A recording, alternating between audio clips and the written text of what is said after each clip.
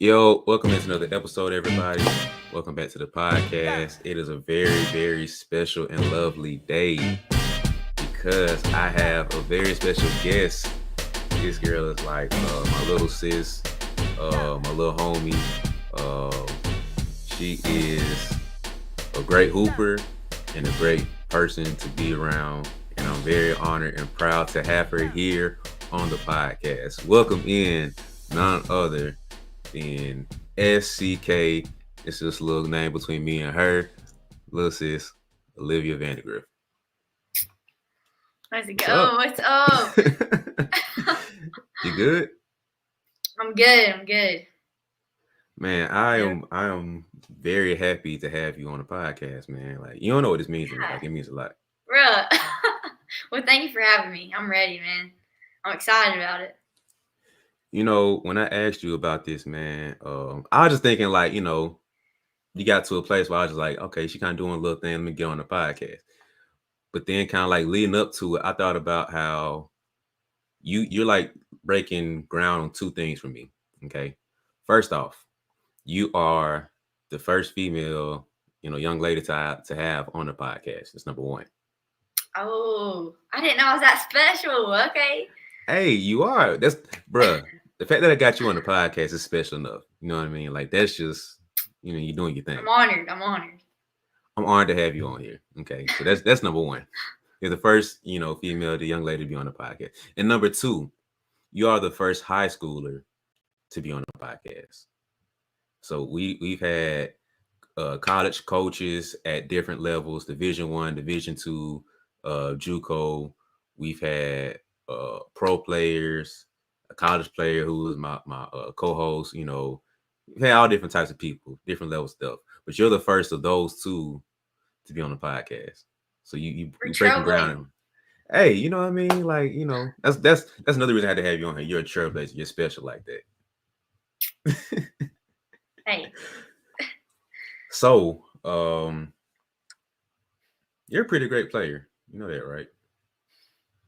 Not yet, but I want to be one. So we're working. We're gonna get there. I'll take that. We have our conversations off air about your answers to my stuff, man. But I ain't gonna do that to you. I ain't gonna embarrass you in public like this. I'm gonna keep it between you. Don't embarrass me. Yeah. Don't embarrass me. But nah, man. So what's been going on with you, man? Catch us up to life for you right now. Well, in June we had like our high school team stuff, and we went to a couple colleges. We were hooping.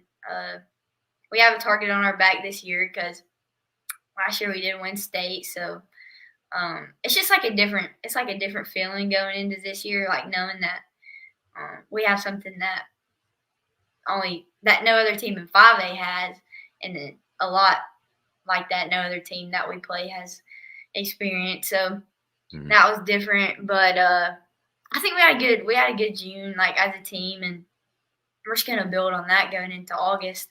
But right now in July, we're playing on the EYBL circuit with the Alabama Southern Stars, and in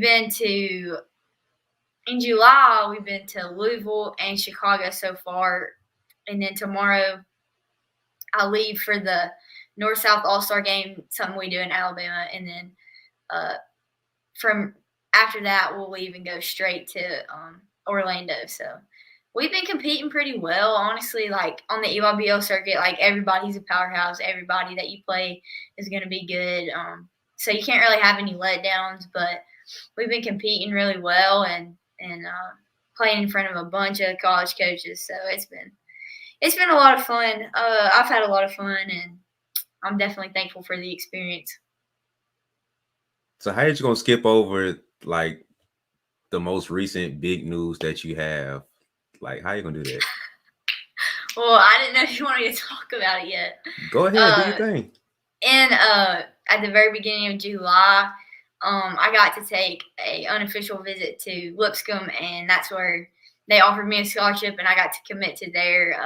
I really feel like that was honestly like just God's plan for my life, and I feel like I'm supposed to be there. Honestly, I can't even say enough good things about the coaches and I'm so excited to get to know the players and to get down there. But I gotta take care of business for one more year in high school first. Yeah, I'm gonna give you your praise right here, man. Because when I saw that, I was like just super happy for you, super proud of you. Because you've been a super hard worker since the first time we met and everything, man. So for you to finally get that, I was just like, Bro, that's my homie right honestly, there, man. like I was so excited about it, and like I just can't even say enough good stuff about them because they're such like high quality people, and like what they're doing there, they're just building like such a special culture, and like I'm so excited to be a part of it once I do get down there, and honestly, like just talking to them and stuff, like I just know like that's where I'm supposed to be, so I'm like so excited. Mm. So did you always feel like you would make it to D1 or like play college basketball? Was that always like a thought? I know we all dream of playing college basketball, but Yeah. like, was it always like a realist thing that we was like, oh, I'm going to play college basketball, especially playing like D1 level? Right. So, like at the beginning of my 10th grade year, like I knew, like, well, obviously, like growing up, I was like, oh yeah, I want to play, at the next level. But it really like started to like realistically like look at colleges around me and like where I wanted to be, kind of just looking at what level I wanted to play at, and like obviously, like every kid wants to go Division 1, but I mean, you gotta have like a different mindset, really, just to Mhm. like be a Division 1 athlete. And like I'm not a Division 1 athlete. Yeah, I will be, but um, just like realizing that like okay, I can do this. Like I can do Mhm. this. That was probably the most difficult part for me was just like self confidence, but self confidence came from working hard, and then once you kind of get that first offer, and then you kind of realize like, oh, okay, like I'm really about to do this, and then you Mhm. get that first Division 1 offer, and you're like, all right, now like I really believe in myself, and like I don't know, just kind of like that validation, but knowing all along like you had it inside of you, so Mhm. I don't know.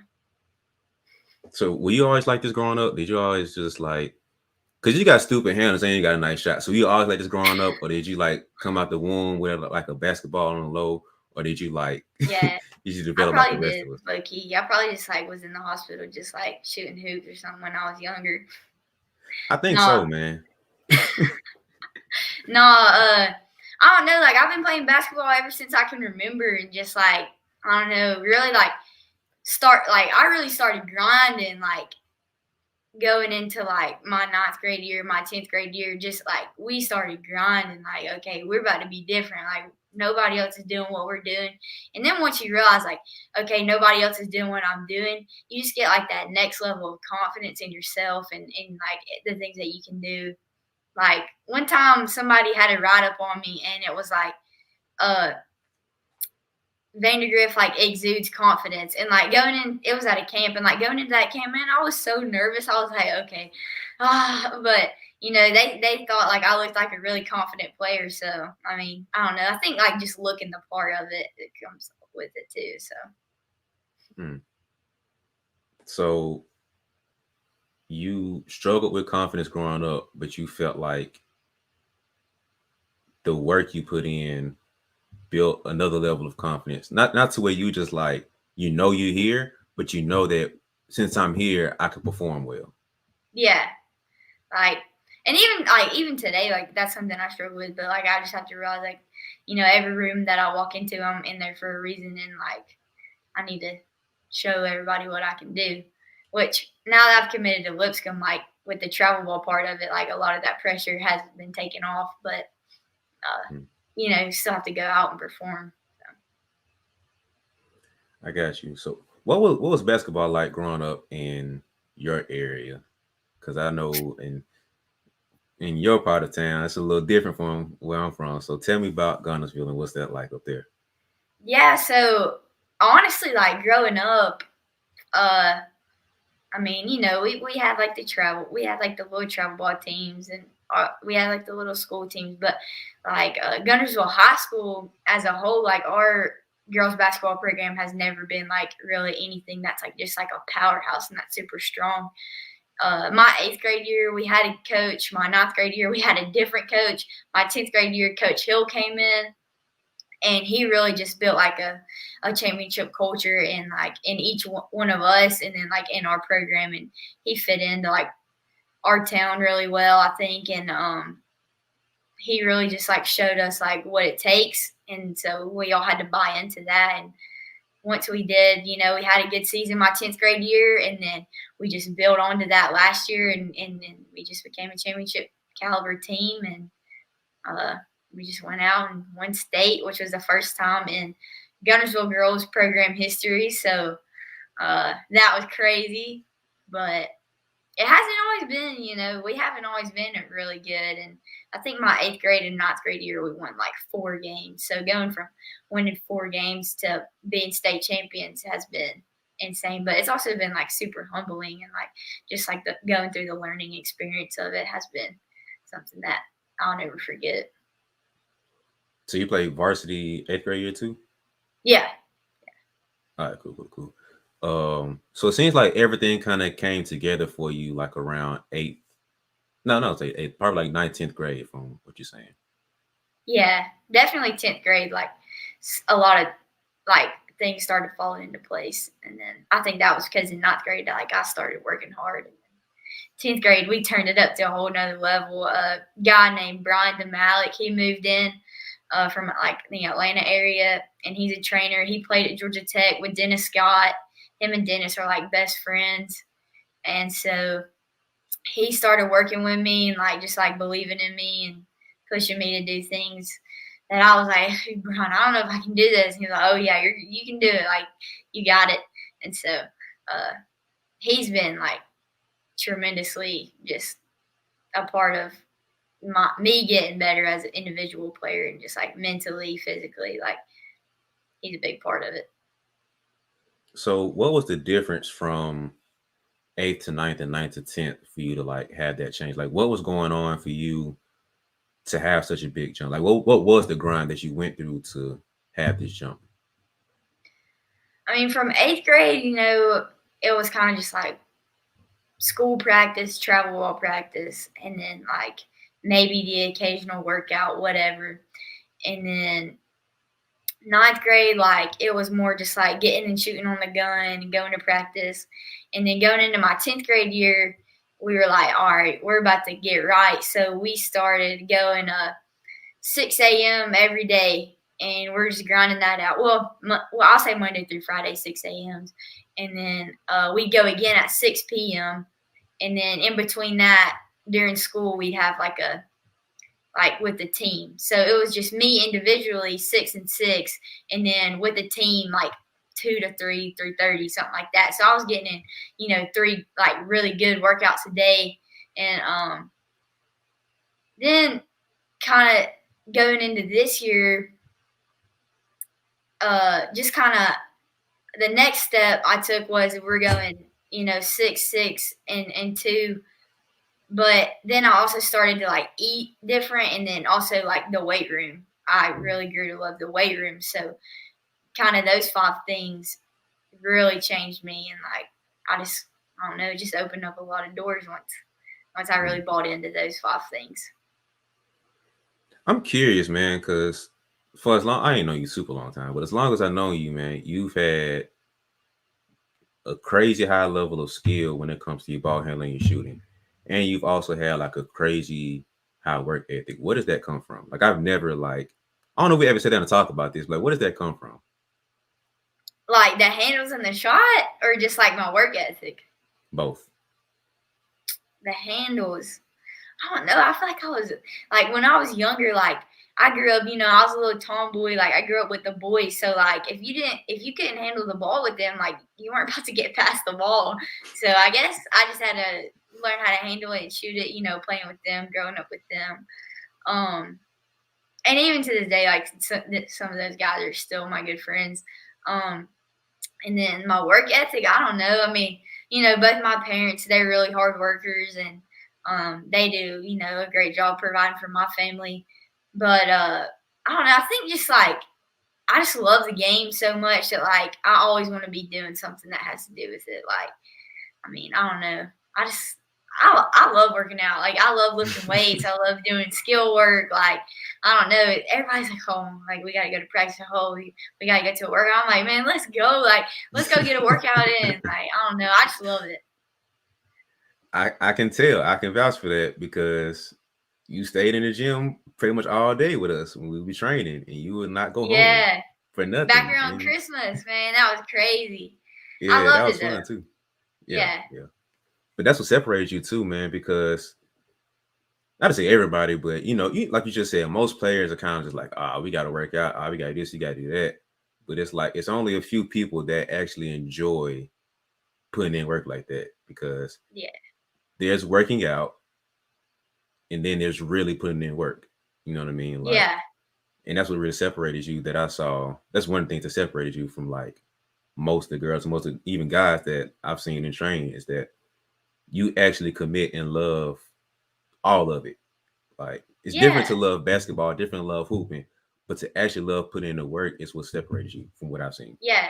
Everybody loved the game. Everybody loved the game. But, I mean, if you don't love, like, putting in the work, then you ain't really going to have fun in the game, because you know, when we that good. I like that. I'm going to use that. I'm going to steal that. I'm taking that one from you, just so you know. I'll give you some credit though. I'll just let you know. Yeah. But you can quote me. I got you. So tell me about state, man. What was that like? I know that was a fun experience. What was that like? Yeah, I mean, it was crazy. Obviously, the best part was probably, getting out of school. But no, so we had 2 9 a.m. games in Jacksonville, and yeah, I think they were 9 a.m. games. We might have 12. We had like a 12 and a 9 a.m. game. So we got everybody out of school. They came out and they supported us. Like, we had a great student section. Like, it was a lot of fun, and just the experience of just like having a packed out gym, playing win or go home. The other team, they think they want it as bad as you, but they really didn't want it as bad as us. And then going to Jacksonville or going to Birmingham, that was the Final Four in the state championship game, and it was so crazy. Like, I'll never forget it.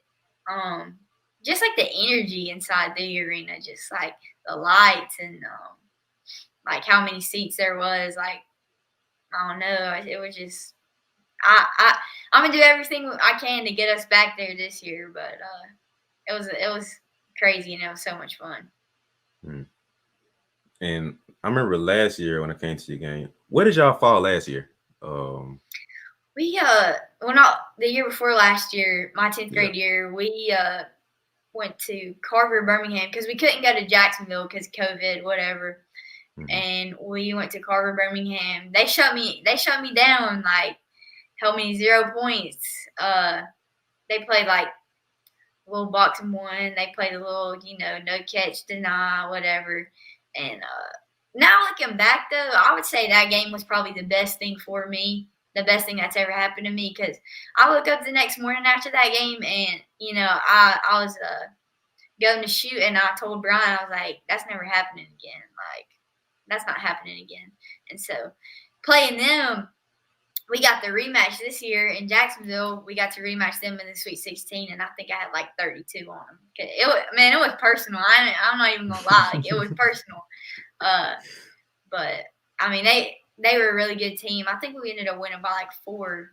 We had like a 12-point lead going into the fourth quarter. Ended up winning by 4. But they were a good team, But it was personal for sure. I was like, I'm going to get them this year, because that's never happening again. But I'm glad. I'm not glad it happened to me, but that game, I think I needed that game, because it really opened my eyes up to everything.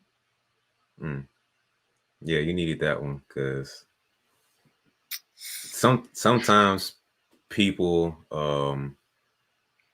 I got to a point where I don't call anything negative or good anymore. It's just really based on how you choose to see it. So, like, that experience that you had, not good or bad, it's just an experience. And so you could have took that and just been depressed and been down and like, oh man, I don't know if I'm built for it. Or you can turn Mhm. around and say, hey, that's not going to happen again. We're finna go train and work out to where Yeah, we get better. And yeah. so Like how did go ahead? we just had to wipe the tears away, and I just said, "Man, that's not happening again." And we were in the gym the next morning at 6. So what went into like your decision for that? Because like I just said, you could have went two ways from there. You could have said, man, let me just take some time off and like reevaluate life, or we can get back in the gym the next day. So what went into like that thought process to like get back in the gym rather than just like kind of fold from it?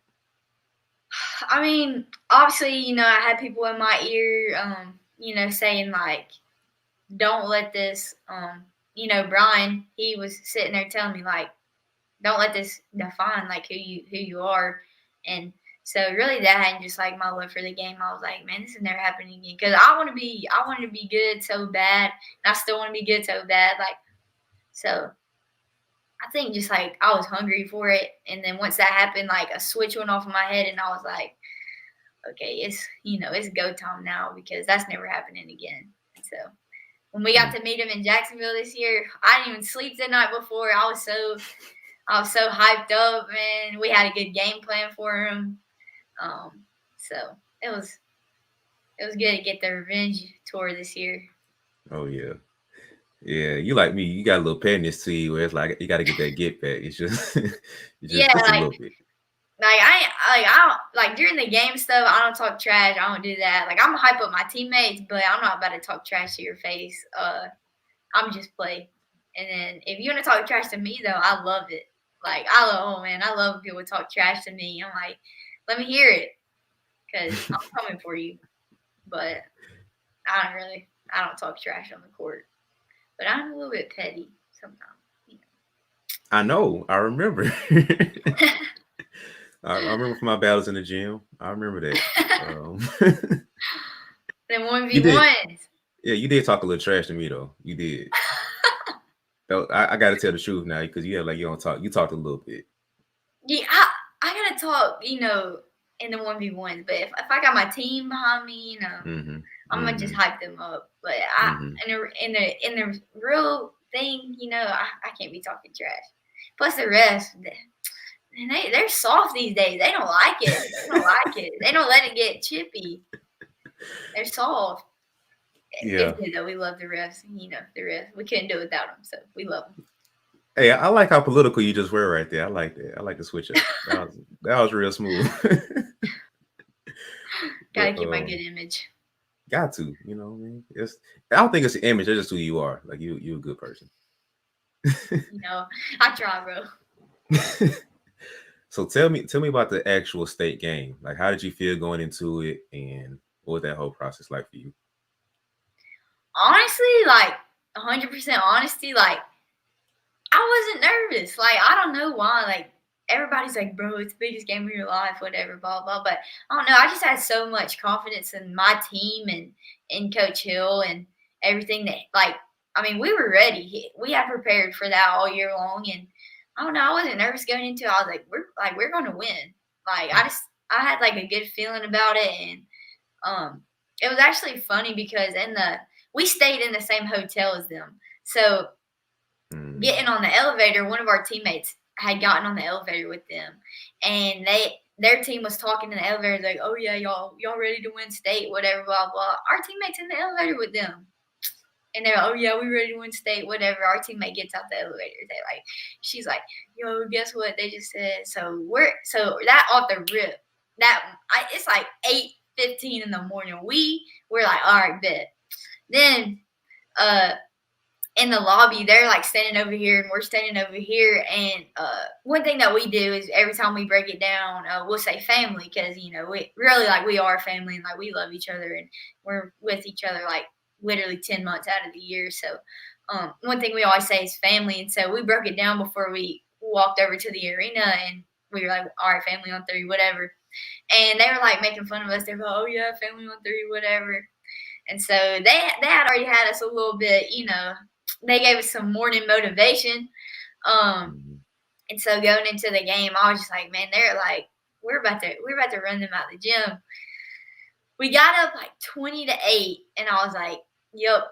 Well, obviously we knew they were like a really good team, and which they were. They were a really good team. They were coached like so well.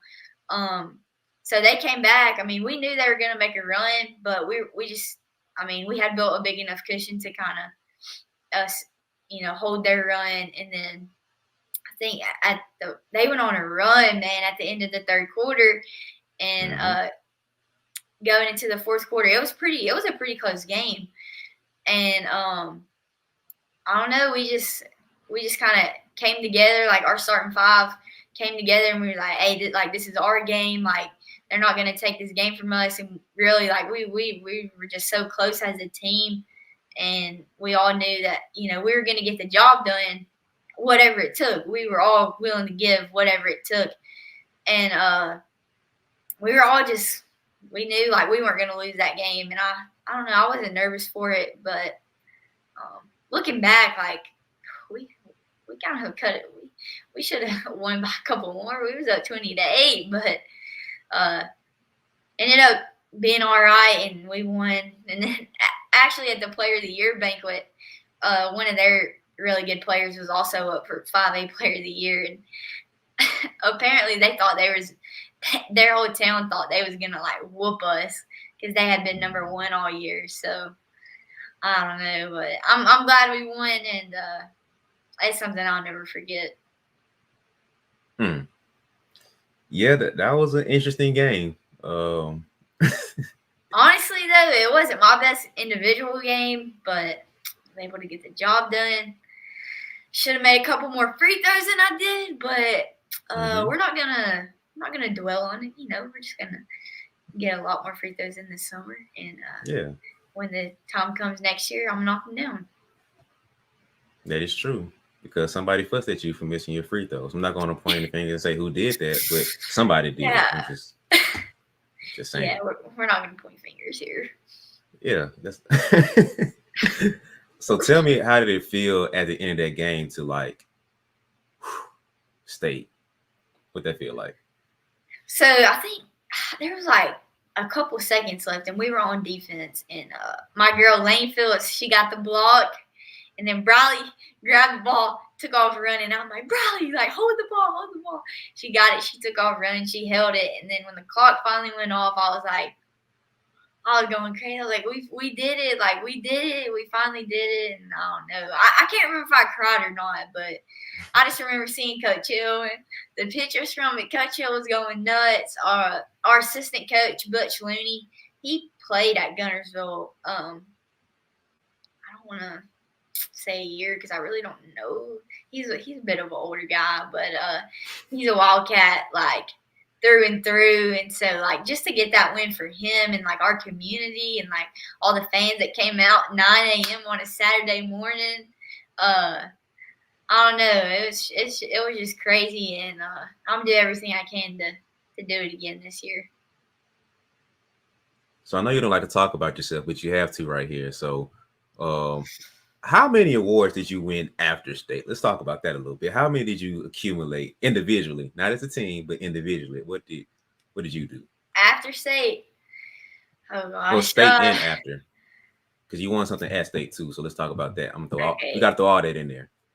All right, so I won first team all state tournament. Me, Tazzy Harris, and Ivy Marsh, I think all were on that team, and they're awesome. Then after that, I won the MVP of the game or whatever. So that was super cool. And then after that, I want to say the next one was like first team all state, which that's like honestly, that's like a super cool thing to win or to be on. After that was first team all Tennessee Valley, which is like the players like kind of closer to around where I live.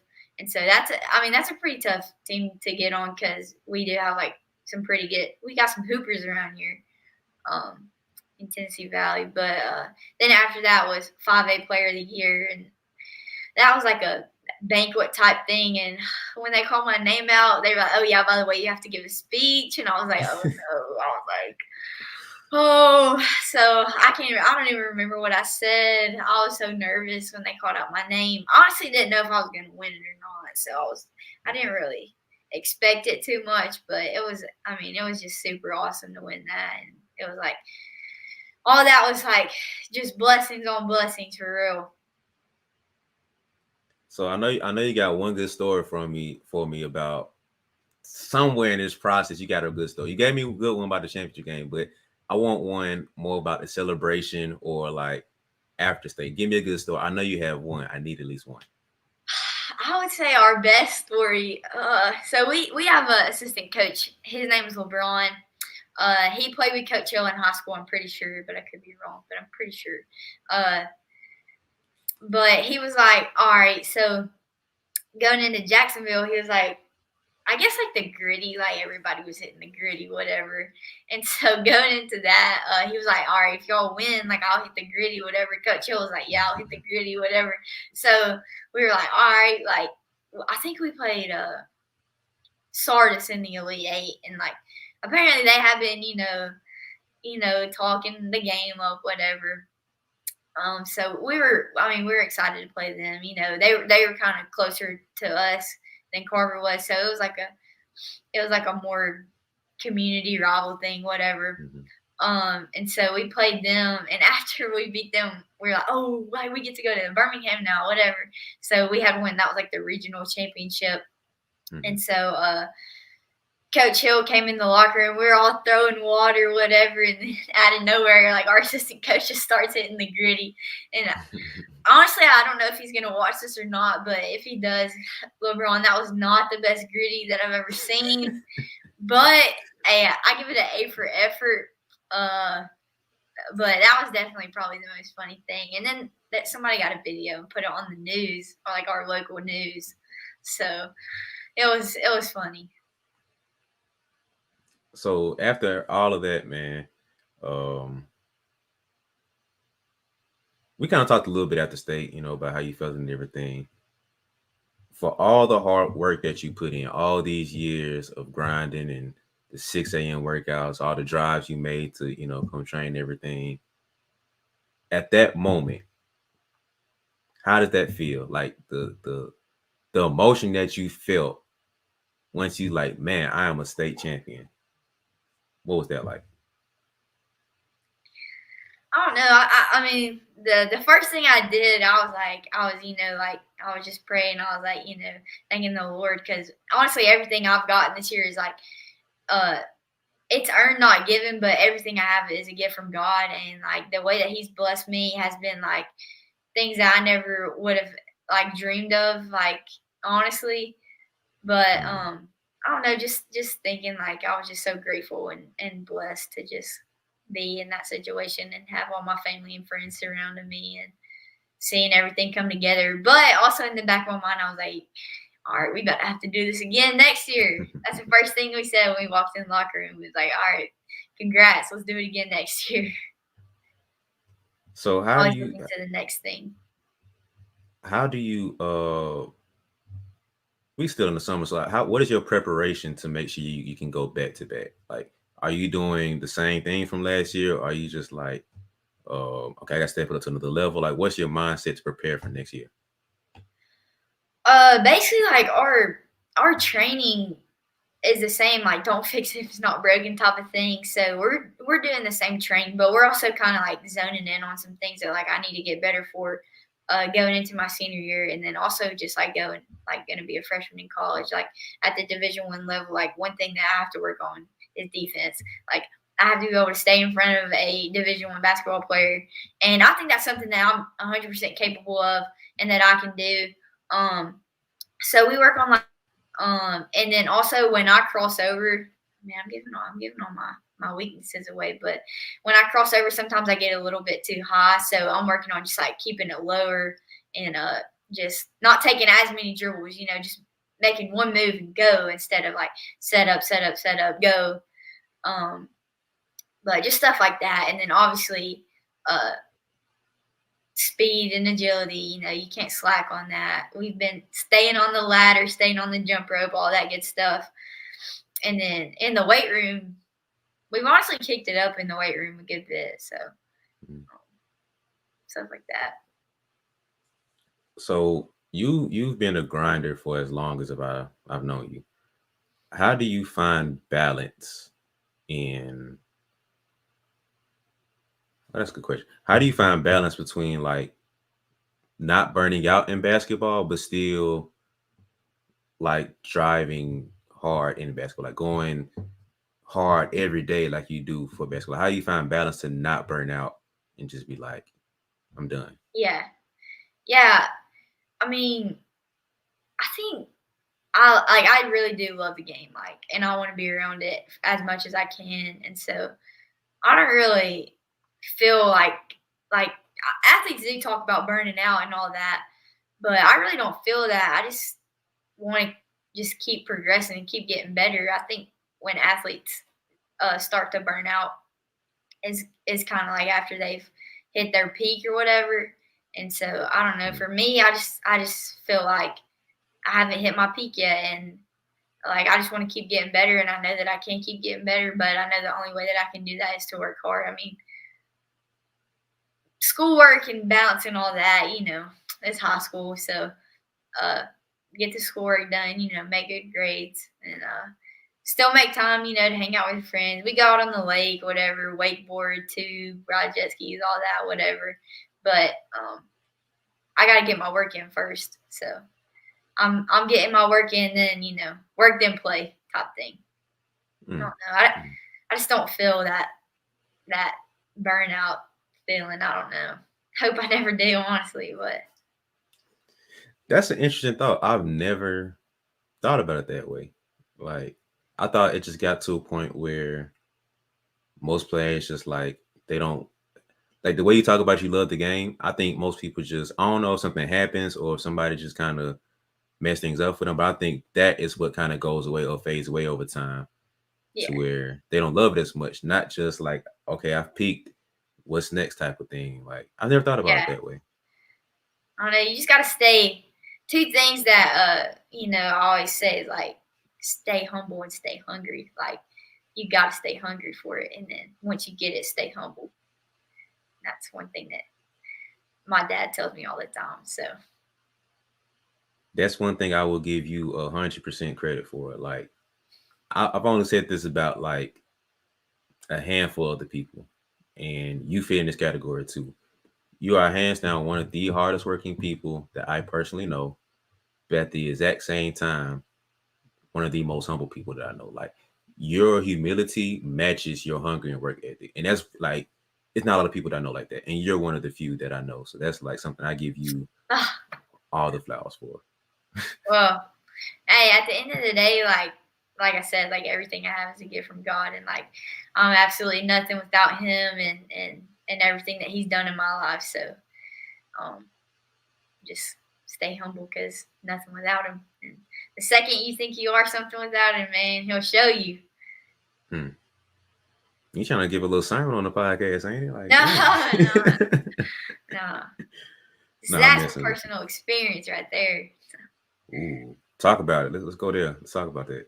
What happened? No, once you think like, oh yeah, like I can do this on my own. Like I don't need anybody. I don't need that. But like one thing that I've been super blessed with is like a great support system, and just like people who support me, and like my parents, they're so great. Brian's great. Coach Hill, he's awesome. Even like our principal at our school, our athletic director, they're great. Our trainer, Odell, man, he keeps me right. Rolling an ankle, he's taping me up. A couple weeks ago, I strained my hip flexor. He got me fixed up. Like, I don't know. I just have a bunch of people who are rooting for me, who want to see me do good things. So, I don't know. Just got to stay humble, because I got a lot of people in my corner. But I got the same amount of people that want to see me fail. So, I always let it show them up. I like how much attention you give to haters. Like, I like that, because you show a lot of love to the people that support you, but at the exact same time, you keep the haters right there too. It's like one eye on the haters, one eye on the lover. So like I appreciate that about you, Liv. I love them all. I love them all. I'm thankful for them all. Oh man, that's funny. I like that. That's funny. But what's the one? Oh yeah. So travel ball, right? You talked about school ball. Now talk to me about travel ball and like what kind of went into that decision. You know what I mean? To transfer over there and do your thing with that. Yeah. And like, what has been that experience like? Because you've been like you talked about earlier, you've been traveling all around and going to different states. So what's that whole experience been like? Honestly, like it's playing on the EYBL circuit and just like playing just like powerhouse teams game after game after game. It's been good for me. And getting to travel, that's been awesome. Like we got to go to Chicago, and that was dope. That was so cool. And then I think the reason I did go to the Southern Stars was because I knew I wanted to play college basketball, and the Stars have put so many girls in the shoes, and they've given them the opportunities to be able to do that. Doug, he does a great job running the organization, and he always is. So he's like always at our games, always on the bench, teaching us constantly. He does a great job. And then our coach, her name's Misty. She's great. She does a good job of, being our head honcho, whatever. The Stars, I can't say enough good things about the organization and the opportunities that they've given so many people. They do a great job of getting us out there in the right places at the right time in front of the right people. And then, it's our job to capitalize on that. Got you. How not how, but like what kind of went into the thought process to committing? Because for me personally, I feel like you jumped on kind of early because like it's not even senior season yet officially. So like, how did you decide to like choose them, and what went into doing it so early or at this time? Yeah, so Lipscomb, they had always been like at the top of the list, kind of.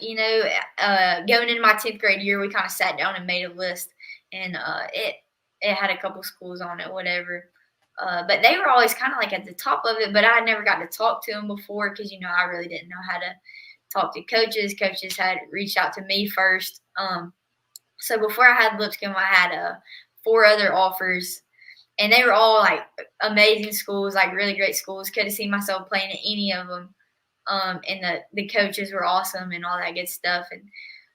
But I think like I had been really praying on it, and honestly, like I wasn't really a big fan of the recruiting process because I don't know, I don't like stuff like that. But one time Lipscomb, it was kind of one of those things like, well, okay. And so, I talked to him like 2 weeks maybe before I committed because they were asking for some film, stuff like that. And I went on a visit, whatever, and like we maybe thought they were going to offer. We really didn't know, but I had like the whole week before we went on the visit to really think about like, is that somewhere I want to go? Like, do they check all the boxes? Whatever. They checked all the boxes. Can I get a degree there? I want to get a degree in business. So yeah, I can get a business degree there. Can I play basketball there? Yeah, I can play basketball there. And then a third one that was like on the list, but I didn't have that kind of at every school that had offered me was like, can I grow my faith there? Which I could have grown my faith at any of the other universities, but I think at Lipscomb, like it's going to be like taken to a whole nother level because the people that's going to be surrounding me are also going to be trying to do the same thing, kind of. So that was pretty important for me, but at the same time, like it wasn't like a huge thing, but it was just like an extra thing that it checked off. And then like obviously the coaches, like I immediately had like a really good connection with all the coaches there. Like I can't say enough good things about them, honestly.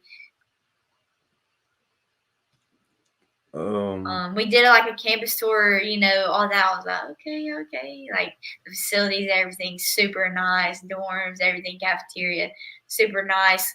And then we got to go in and have a meeting kind of with the head coach, Lauren Sumsky. And then, I got to ask her a couple of questions. And then she offered me, and when she offered me, like I had known, I was like, oh yeah, I was like, I'm in, like 100%. Like I would love to commit today. I don't know, when you know, and I had just been praying about it and stuff, and I had like a gut feeling that I was supposed to be there and that I was gonna get to call that place home. So I don't know, couldn't be more sure and super happy about my decision. So I understand if you can't, I get it. But can you tell me about the 4 other schools that were on the table? Yeah, so Okay. I had 4 other offers. UAH, which is in Huntsville, Alabama, which is not far from me at all. Then I had Anderson, and they're in South Carolina. And then I had Winthrop, and they're in like Rock Hill, South Carolina. And then I also had West Georgia in Carrollton, Georgia, I believe. And they were all like super great schools. I loved all the coaches. They were really cool. But Lipscomb was definitely the best fit for me. And I really felt like that's where I'm supposed to be. And so the decision wasn't hard, but it was not easy telling those coaches, the other coaches. That was probably the hardest part. Not the decision. Telling those coaches was hard. When I knew, I knew. And so I jumped on the opportunity. I didn't need to talk to anybody else or, hear anything from anyone else. Like I just knew, that's where I wanted to be and that's where I was supposed to be. So the decision was easy. The other stuff was hard. I respect that because I've heard stories of how some players don't tell the other coaches that they're not committing. You know what I mean? And that's a very professional look of you, and that speaks a lot without saying as much. You know what I mean? Because you could easily just be like, I commit, and you don't pick up the phone for other coaches anymore. And oh, she committed. Oh, okay, thanks. But for you to say, hey, coach, thank you for everything, but no, you know what I mean? So I respect that. So was that your decision, or did somebody put a bug in your ear and be like, go ahead, do that? Well, I had honestly, from the beginning, I was like, yo, I'm gonna, however many offers I do get, I can only pick one, so I'm gonna end up having to tell somebody that I can't go there. So I think I always kind of wanted to be able to do that, just out of respect, because they've taken the time out of their lives and their teams taking their time to recruit me, and that, people just give me their time. That means a lot in itself, especially college coaches. Like they could be recruiting, literally any other girl, because girls basketball has grown so much, and there's so many players that want to play in college basketball. So anybody recruiting me, I respected them and the way they recruited me. So I just wanted to kind of show that same respect in every aspect of it. I respect that. That's really commendable, man. So now let's get into a little bit of fun stuff. All right. For people who don't know you like that well personally, you have an amazing shoe game, and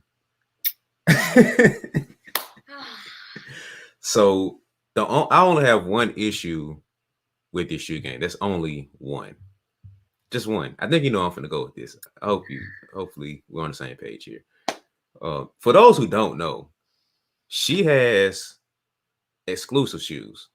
Not only does she get exclusive shoes, but she gets them customized.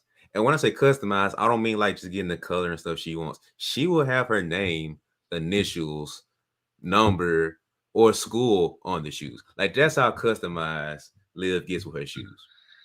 That's next level. You know what I mean? So that's the type of shoe game we're talking about here. And so the only one singular issue that I have with the shoe game is that you still have not given me one pair. We've had this conversation for too long now. for I too had to long. know it was coming. I walked into it. Yes, that's what I'm saying. So I'm just like, what's up with the shoes? I mean, I got you on public record now, so what's up with the shoes? Bro, honestly though, like, I mean, you know, I'm a shoe girl, you know. I like to have heat on my feet. Mm-hmm. A pair of shoes in like a minute, like a long time. Yeah, I think I've become satisfied, honestly, with my shoe game. I've become satisfied. I got my J's game up, but I'm about to be an Under Armour girl now, so I guess I might have to start transitioning. I don't know. I don't know. I mean, you know, I I can't do even. have a suggestion for you. I can help you with that transition. If what size shoe you wear? Like a 9.5 in women's, like an 8 in men's.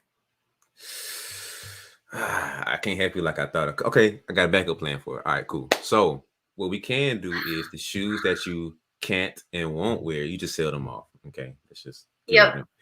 And that money you get can go towards buying a pair of shoes in a size 9.5, maybe 10 in men's. And there's a certain person that you can get those shoes to. That it's just an idea. You feel me? Like you don't As a have thank you to. present for having me on the podcast. Hey, that's I like where we're going here. You feel me? Like, but Oh man. that's it's just something that we, Yeah. something like Shoe. that. Hey, the shoe game. Honestly, I mean, don't get me wrong. I think I have the best shoe game. Like probably in Alabama. Definitely in Alabama. Ooh, That's just me. That you can put that as a headline on this. Best shoe game in Alabama. I think I do. That's just me though. You know, maybe I'm biased, but I mean, I'm willing. I'm willing to go up against whoever want to go up. But that's my statement of the podcast is I got the best shoe game in Alabama. that might be the whole title. Like, interview with the best shoe game in Alabama. That might be the title right there, and I just leave it at that. Like, but I got the dunks, you know, the Jordan, the ones, 4s, 11s, 3s. I'm proud of it. I'm proud of it, honestly. I'm proud of the shoe collection. That's my most proud thing. Not the honestly, words man, behind me. I just want one pair. Like, just one. I need you to give me one pair. Just one. That's all I'm gonna asking have to for. set you up. I'm gonna have to set you up. I got you, bro. All right, this is recorded in public record. All right, so if you don't follow through, I have legal backup to take. All right.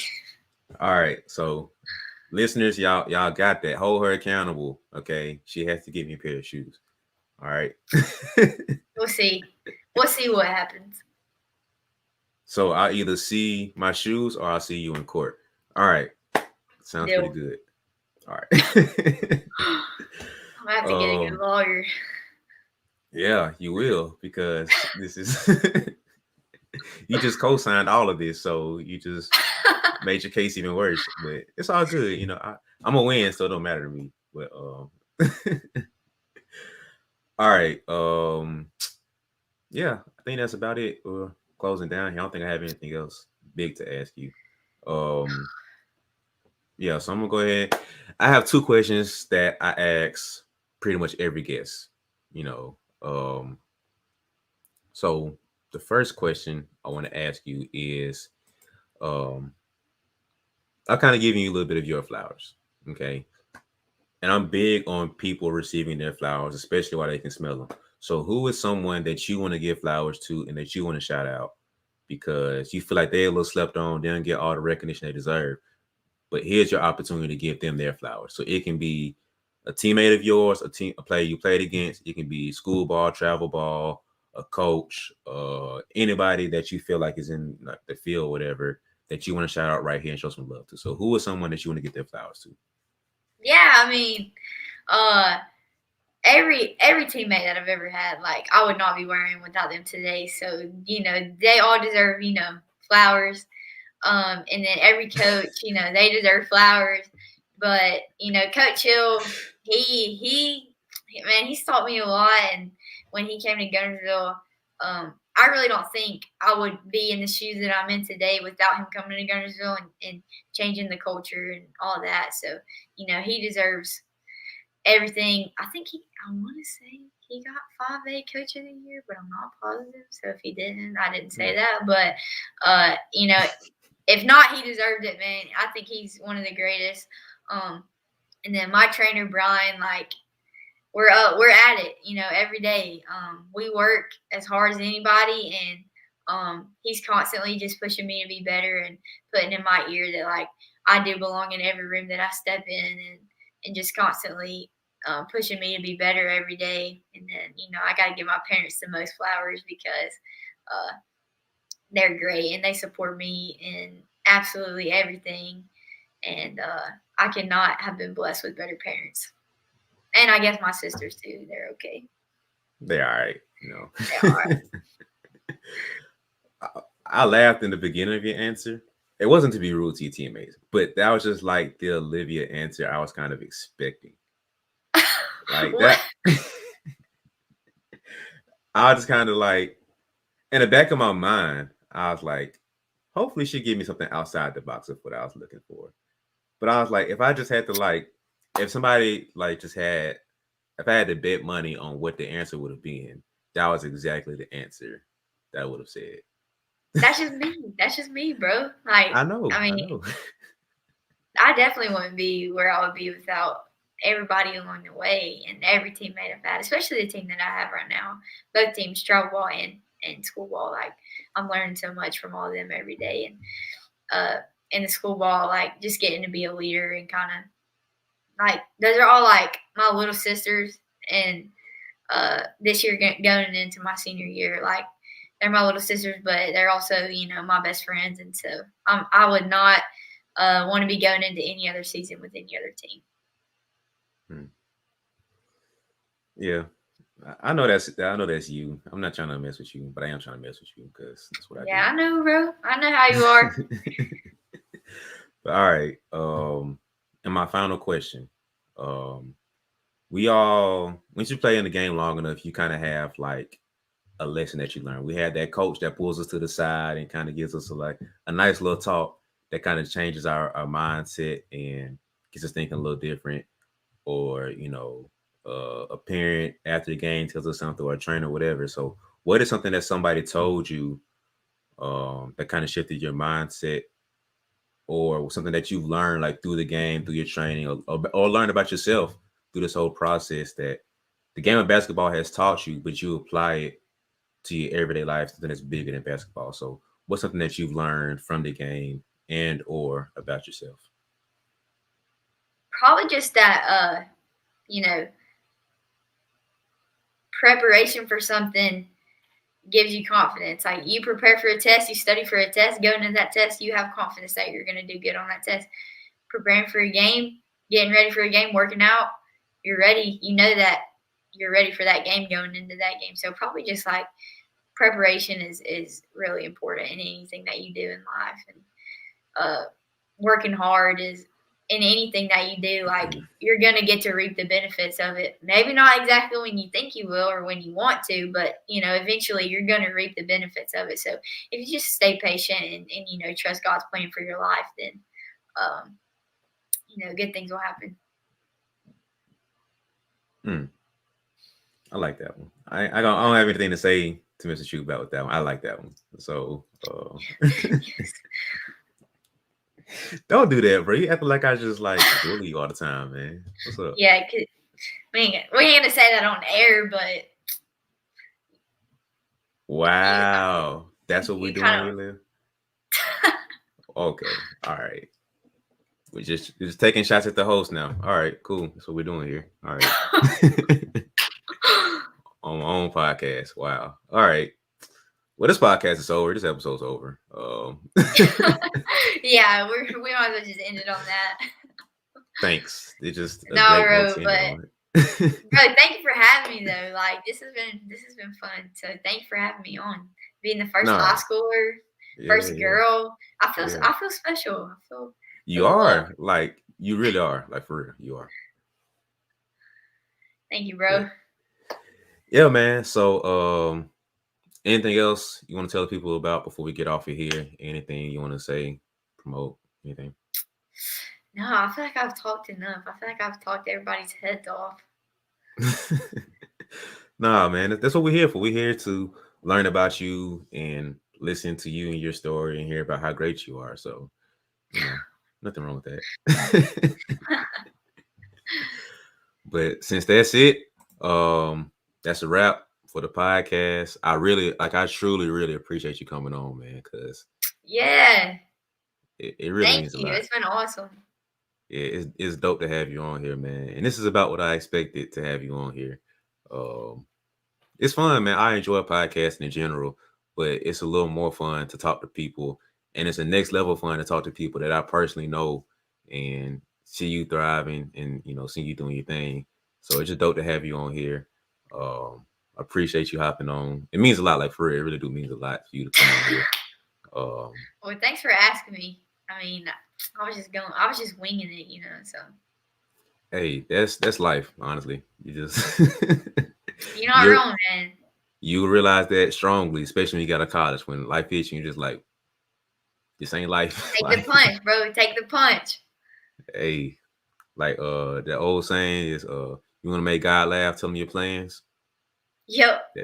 That is so true. Yep. When you got to college, that life really start hitting you, you just like, yeah, this is my plan. When I'm 25, I'm gonna do this. When I'm 30, I'm gonna do this. When I'm 50, I'm gonna do this. You just start getting punched. Yep. Gotta be like, oh, that's cute. All right, whatever. Yeah. Okay. Yeah. Now let me show you my plan. Exactly, and that junk is not fun all the time, but it's yeah, good man. For you. Oh yeah. That's what I said before about nothing. I try not to see anything as positive or negative. It's really trying to figure out what does God have for me and how can I like flip it to be a positive thing, So that's kind of how I've a philosophy that I've adopted, man. But yeah, for sure. Yeah, like I truly appreciate you coming on, man, and keep going, man. That's the last thing I'm trying to say. Like keep going, like you're on the right track, and I'm super proud of you of everything that you've gotten so far. You fully deserve it. Like I said, you one of the hardest workers, and at the same time, just as humble as you are hardworking. So everything you got, man, I'm happy for you. I'm proud of you, and yeah, man. Thank you, bro. Thank you for having me. Thank you for taking the time to ask me and all that good stuff. And it's been really fun. So thanks. All right, no problem, man. So, but that's it, man. Appreciate you everybody for listening in to my conversation with my little sis. That's my little homie right here, Olivia. Before you get out of here, guys, you need to make sure that you subscribe. Like that's number one. Subscribe to the YouTube channel. Do what she's saying, just subscribe to us. Make sure that you following the TikTok podcast page, like BeBall Jones podcast. Follow us up there. You can follow me on social media at BeBall Jones. Pretty much anywhere on social media, just type in BeBall Jones. That's BeBall Jones. Follow me anywhere. Doesn't really matter. I'm the same thing everywhere. All platforms. Everywhere. It's everywhere. Follow my little sis right here. Okay, hit her up on Twitter. All right. Talk to her. Let her know that, man, it was great listening to you. It was so much fun hearing you on the podcast.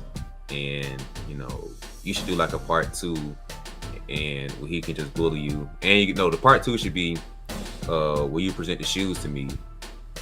And make sure y'all hold her accountable for this because I need my shoes. Hit up on Instagram too. And make sure that you harass her about my shoes. And we'll do a part 2 of me getting my shoes. Or not getting my shoes, and we'll just do like a live stream with the court case. So yeah, we're gonna have to live stream the court case. Hey, and it's like $5 per viewer, so we're making commission off of it. I'm making commission off of it because yeah, and that's gonna pay for the shoes. So it's a win-win. No, because I'm going to get my shoes and you're going to pay for another pair of shoes. So I'm getting 2 pairs of shoes. So it's a win-win for me. I'm winning regardless. Okay, yeah. Okay. Yeah, that is true. All right. Because the judge is going to make you pay because this whole contractual thing that we're doing right here. So, like, you're going to have to pay for a pair of shoes. Then the stream is going to pay for another pair of shoes. So I'm getting 2 pairs. Okay, yeah. That's fair. That's okay, yeah. You just won my whole court case right here too, so thank you. I appreciate that. Yeah. I'm gonna have to think about my argument now, but I'll be ready when the time comes. Trust.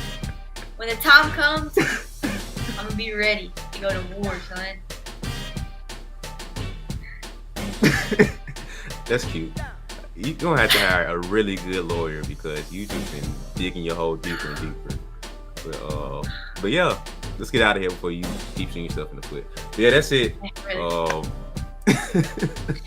That's it. Appreciate you guys for listening, and tune in next week for another episode. Man, we drop some good gems. It's a good podcast to listen to. But that's it, man. Appreciate you guys for listening, and see you next week.